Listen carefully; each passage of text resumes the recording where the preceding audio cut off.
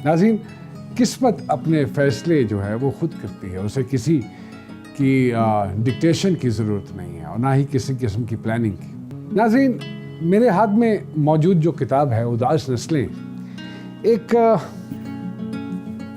ऐसे लिखारी की है जो एक सीमेंट की फैक्ट्री में काम करते करते अदब की सरजमीन का सितारा बन गया। ये नावल मशहूर नावल निगार जनाब अब्दुल्ला हुसैन का है बनाया। ये कहानी पंजाब में वाक़ एक गांव रोशनपुर की है।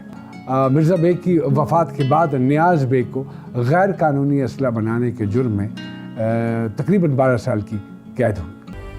उन्होंने हमारे घर की तलाशी ली और असला बरामद कर लिया। जब वो असला इकट्ठा कर रहे थे तो मुझे अच्छी तरह याद है, नियाज उनकी मिन्नतें कर रहा था। नियाज बेग कहता रह गया, चीखता रहा, चलाता रहा कि मेरी बंदूक से तो आज तक एक गोली भी नहीं चली। नियाज बेग बड़ा माहिराना काम करने वाला आदमी था। उसने किसानों की जरूरत के अलावा भी सुलाखों और सरिये के साथ जहाज के मॉडल बना रखे थे।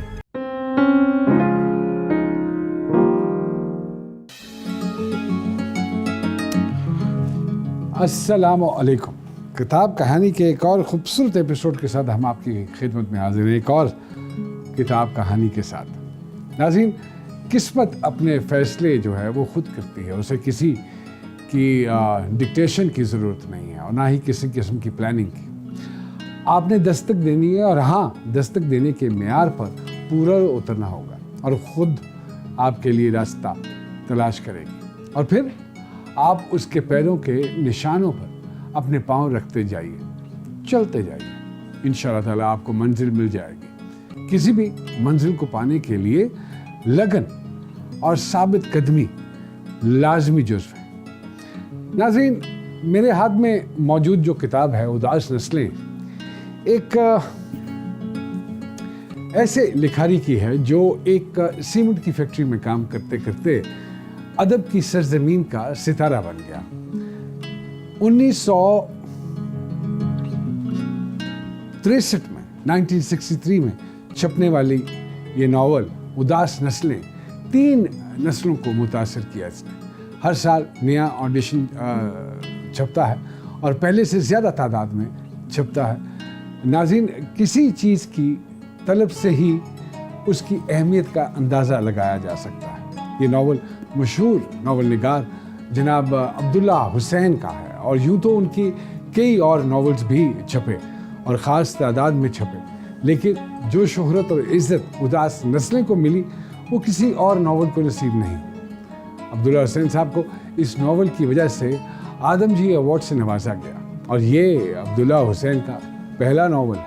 इस नावल में उन्होंने जहाँ एक दास्तान मोहब्बत को पेश किया, वहीं उन्होंने इस नावल में तारीख़ी, समाजी, माशरती और सियासी शऊर को अपना मौजू बनाया। ये कहानी पंजाब में वाक़ एक गांव रोशनपुर की है और इस गांव को आबाद हुए तकरीबन कोई 50 साल का अरसा हुआ था। जब सन 57 की जंग हुई तो उस गांव के मालिक को एक अंग्रेज़ अफसर की जानिब से, यानी कि एक अंग्रेज़ अफसर की जान बचाने पर ये गांव तोहफे में मिला था। ये गांव 500 मुरब्बा पर मुश्तमिल था और इस गांव के मालिक नवाब रोशन अली ख़ान थे। नवाब रोशन अली ख़ान अपने मामूली पस मंज़र के बावजूद इस जिम्मेदारी के अहल साबित हुए। उनका एक ही बेटा था, नवाब ग़ुलाम मोहिउद्दीन ख़ान। उन्होंने बाहर से तालीम हासिल की और आते ही एक ऐसे ख़ानदान में शादी कर ली जिसको शुरफा कदर की निगाह से नहीं देखते थे। शादी के बाद उनका बेटा दिल्ली में रहने लग गया। नवाब रोशन अली ख़ान का गांव में एक दोस्त था जिसका नाम मिर्ज़ा मोहम्मद बेग था। जब रोशन अली ख़ान को अल्लाह ने नवाजा तो उन्होंने 50 मुरब्बे ज़मीन मिर्ज़ा को, यानी कि मिर्ज़ा मोहम्मद बेग के नाम कर दी। मिर्ज़ा मोहम्मद बेग की वफ़ात के बाद उनके बच्चे नवाब रोशन अली ख़ान की सरपरस्ती में रहे। उनके 2 बेटे नियाज़ बेग और एयाज़ बेग। नियाज़ बेग का एक बेटा नईम था जो इस नावल का मरकज़ी किरदार है। जबकि दूसरा बेटा अयाज बेग रेलवे के महकमे में मुलाजिम भर्ती हुआ था, तो वहीं रहने लगा।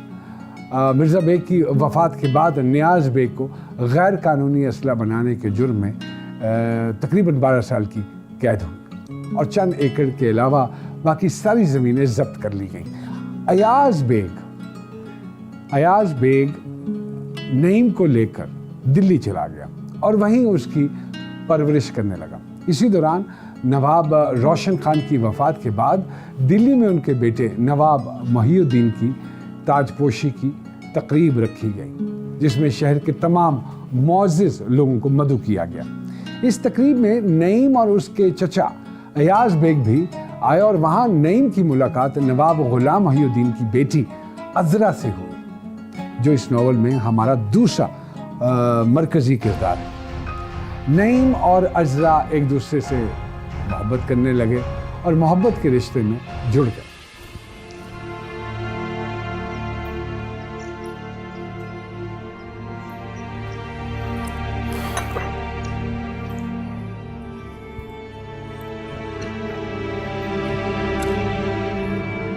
तो तुम एक हफ्ते से रोशन महल जा रहे हो? मैं नहीं गया। अच्छा, क्यों? क्योंकि रोशनपुर गांव में हमारा खानदान जलील हो चुका है। मैं रोशन आगा से तो नहीं मिला। मुझे इल्म है। अज़रा, जानते हो उसकी माँ एक बुरी औरत है और उसकी बहन भी।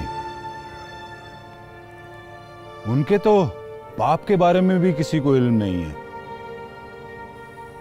लेकिन वो बड़ी होशियार औरत है। उसने उनकी तरबियत बड़ी अच्छी करवाई है और ऊंचे घरानों में उनका रिश्ता करवाया है। तुम्हें अब पता चल जाना चाहिए, तुम बच्चे नहीं हो। गांव में वाहिद घर हमारा था जो रोशनपुर गांव का मज़ारा नहीं था। हमारा बाप जब भी जागीरदार के घर जाता था, वो कुर्सी पे बैठा करता था। ऐसा सुना है हमने। वो दिलेर और मेहनती शख्स था। लेकिन तुम्हारा बाप, वो भी दिलेर था लेकिन जिद्दी था। उसे असला बनाने का जुनून की हद तक शौक था।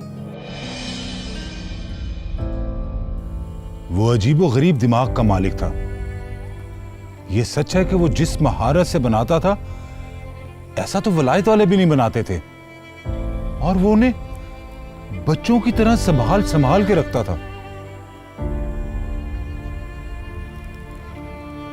मुझे अच्छी तरह याद है वो दिन जब पुलिस आई थी। सारे गांव के लोग छुप गए थे और अपने अपने घरों के दरवाजे बंद कर लिए थे। गलियां सुनसान हो गई थी और मवेशी अकेले अकेले घूम रहे थे। उन्होंने हमारे घर की तलाशी ली और असला बरामद कर लिया। जब वो असला इकट्ठा कर रहे थे तो मुझे अच्छी तरह याद है, नियाज उनकी मिन्नतें कर रहा था। लेकिन फिर एक सिपाही उसे उसकी दाढ़ी से पकड़ के घसीट कर ले गया। फिर चंद दिन बाद तुम्हारा बाप वापस आ गया तो उसकी गालों की हड्डियां स्याह और दाढ़ी आधी से ज्यादा झड़ चुकी थी।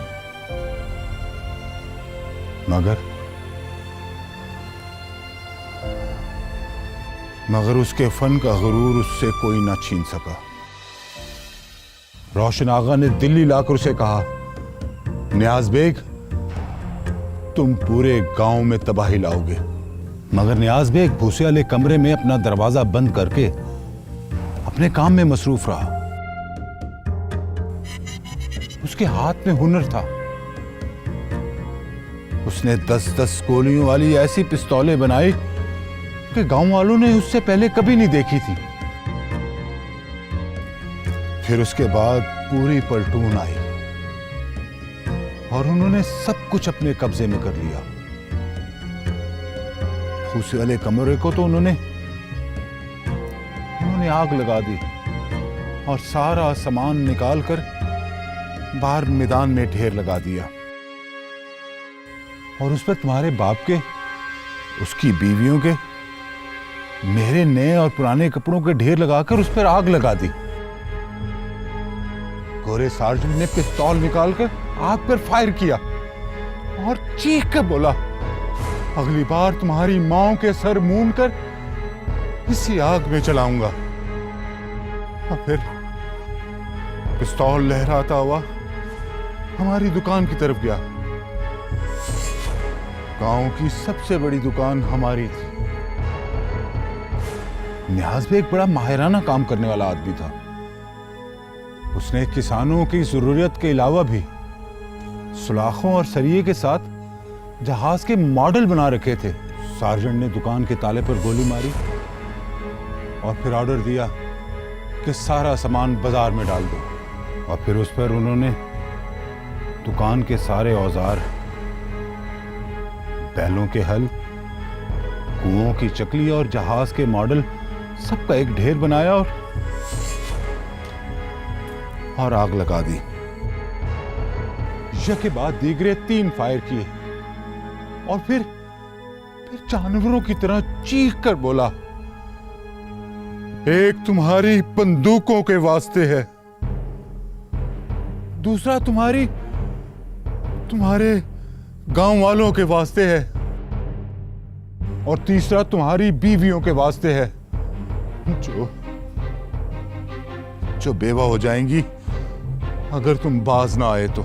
न्याज बेग कहता रह गया, चीखता रहा, चलाता रहा कि मेरी बंदूक से तो आज तक एक गोली भी नहीं चली।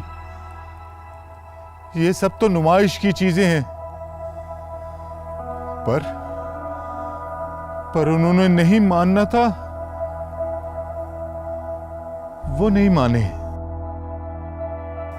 12 साल हो गए, मैं फिर उससे नहीं मिला। मैंने अपनी मेहनत से तरक्की की है। अगर आज भी सरकार को यह खबर हो जाए कि मैं उससे मिलता हूं तो मेरी नौकरी खत्म हो जाएगी।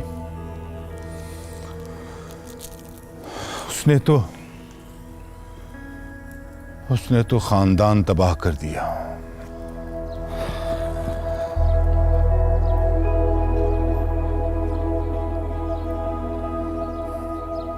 तुम्हारे माँ बाप तुमसे मिलना चाहते हैं। वो गांव आ चुके हैं, मगर तुम्हें जल्द वापस आ जाना चाहिए। मैंने कोई किताब तो नहीं पढ़ी और ना ही पढ़ सकता था, क्योंकि हमारे खून में हुनर है। मगर मैंने तुम्हें तालीम दिलवाई है ताकि तुम दुनिया में तरक्की कर सको।